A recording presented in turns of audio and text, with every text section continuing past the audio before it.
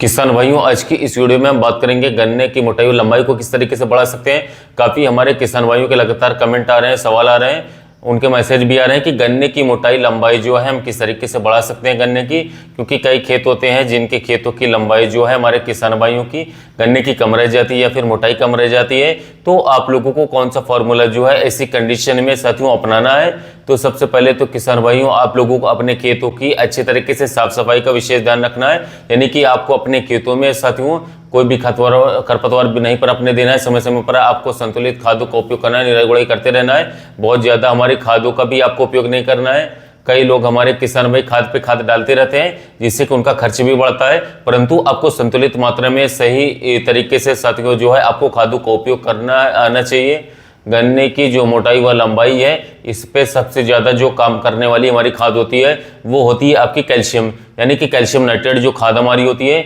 यही सबसे ज़्यादा जो है गन्ने की मोटाई और लंबाई पर कार्य करती है, काम करती है। इसके सिवा जो पोटाश होता है, ये भी गन्ने की फसल की मोटाई को बढ़ाने में काफ़ी ज़्यादा सक्षम होता है, क्योंकि पोटाश के उपयोग से गन्ने में जो है रस की मात्रा साथियों बढ़ती है, यानी कि सुक्रोज की मात्रा बढ़ती है, जिससे कि हमारे गन्ने की फसल में जो है साथियों गन्ने की मोटाई और लंबाई वो बढ़ना चालू हो जाती है, स्टार्ट हो जाती है। यानी कि ये दो खादें हैं, ये आप पहली खाद आपकी कैल्शियम नाइट्रेट, दूसरी आपकी पोटाश, इन दोनों में से जो है आपको एक साथ भी इनका उपयोग मिला करके कर सकते हैं, या फिर आप पहले अपने खेत में कैल्शियम का उपयोग कर दें, फिर उसके बाद जब आप अगली खाद डालें तो यूरिया में मिला करके आप पोटाश को भी अपने खेतों में, यानी कि एमओपी को, म्यूरेट ऑफ पोटाश को भी तकरीबन 20 किलोग्राम प्रति एकड़ के हिसाब से आप उपयोग कर सकते हैं, क्योंकि ये दो ही खादें ऐसी हैं जो कि आपके गन्ने की मोटाई व लंबाई को बढ़ा सकती हैं। परंतु शर्त यह है कि आपके खेत में खरपतवार ना हो, दूसरा आपके खेत में जो है किसी भी कीट पतंग का साथियों आक्रमण ना हो। यदि आप खाद पे खाद दे रहे हैं और आपके खेत में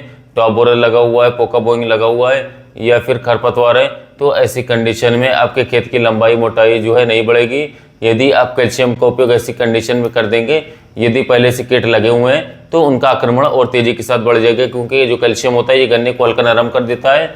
इसके साथ साथ गन्ने की फसल में गहरा हरा कलर भी लग जाता है, जिसके कारण जो कीटों का आक्रमण बहुत ज़्यादा हो सकता है। तो आप अपने खेत में पहले अच्छे से कीटों का नियंत्रण कर लें, उसके बाद में ही इन खादों का उपयोग आप करें। यदि बात करें इनके डालने के सही समय के बारे में, तो कैल्शियम तो वैसे ही आपके खेत में साथियों जब गन्ने की 1-2 पोइयाँ बनना स्टार्ट हो जाए, उस समय पर यदि आप अपने गन्ने की फसल में खेत में कैल्शियम को डालेंगे तो इससे सबसे अच्छे परिणाम आपको देखने को मिलेंगे। यानी कि जब आपके गन्ने की फसल में केन फॉर्मेशन होने लगे, उस समय पर आपको अपने गन्ने में तकरीबन 18 से लेकर के 20 किलोग्राम जो है कैल्शियम नाइट्रेट खाद जो है, इसको आप लोग साथियों चाहे तो आप लोग इसको पोटाश में मिला करके डाल सकते हैं तकरीबन 30 किलोग्राम, या फिर आप ऐसा भी कर सकते हैं पहले आप यूरिया ले लें तकरीबन 25 से 30 किलोग्राम, उसमें आप तकरीबन 20 किलोग्राम कैल्शियम नाइट्रेट मिला करके पहले खाद में डाल दें। उसके बाद में तकरीबन 15 से 20 दिन का आप गैप ले लें, उसके बाद में आप पोटाश और फिर उसके बाद यूरिया 20 किलो या 25 किलोग्राम ऐड करके पोटाश में आप फिर से उसमें अप्लाई कर सकते हैं। यानी कि संतुलित मात्रा में आप लोगों को उपयोग करना है खादों को।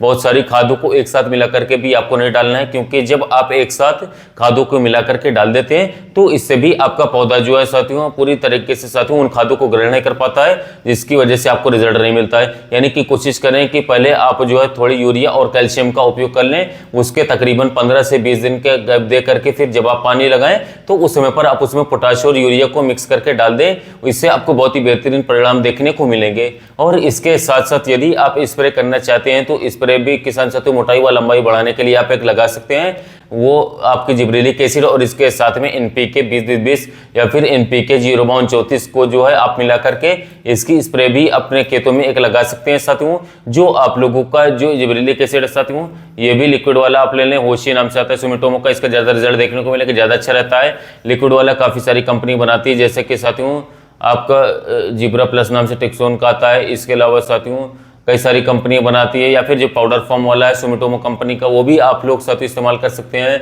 विलोड कंपनी का भी आता है, कई सारी कंपनी बनाती है, टॉपिकल भी बनाती है। मात्रा के बारे में तो 1 ग्राम प्रति 1 लीटर पंप साथियों पाउडर वाला हमारे जिब्रेलिक एसिड रहता है, और लिक्विड वाले की बात करें तो 500 ml प्रति एकड़ उपयोग कर सकते हैं। 1 किलोग्राम 0-34 ले लें और उसमें मिला करके आप इसको खेत में उपयोग कर सकते हैं। जो 0-34 है, इससे भी आपके खेत की हरियाली बढ़ेगी। और जो आपका साथियों बात करें तो जिब्रेलिक एसिड होता है, ये एक किसान साथियों ऐसा जो है आपका हार्मोन्स है, जो कि साथियों गन्ने की फसल की जो लंबाई बढ़ाने पे जो है सबसे अच्छा कार्य करता है। इससे हमारे खेत में साथियों सेल डिवीजन गन्ने में काफी तेजी से बढ़ता है, यानी कि जो सेल इन्वोल्यूशन है वो काफी तेजी के साथ होता है, जिससे कि हमारे गन्ने की फसल की मोटाई और लंबाई जो है बहुत ही तेजी के साथ बढ़ने लगती है। और इसके साथ साथ हमारे पत्तियों का साइज भी जो है इसके उपयोग से साथियों कुछ हद तक बढ़ने लगता है। तो आप लोगों को जो है जिब्रेलिक एसिड का भी आप लोगों को साथियों गन्ने की मोटाई और लंबाई बढ़ाने के लिए उपयोग करना चाहिए। तो आप एक स्प्रे जिब्रेलिक एसिड का लगा सकते हैं। तो उम्मीद है कि जानकारी आप लोगों को पसंद आई होगी। जानकारी अच्छी लगी तो वीडियो को लाइक कीजिए, चैनल को सब्सक्राइब कीजिएगा, साथ ही मिलते हैं नए वीडियो में नए टॉपिक के साथ।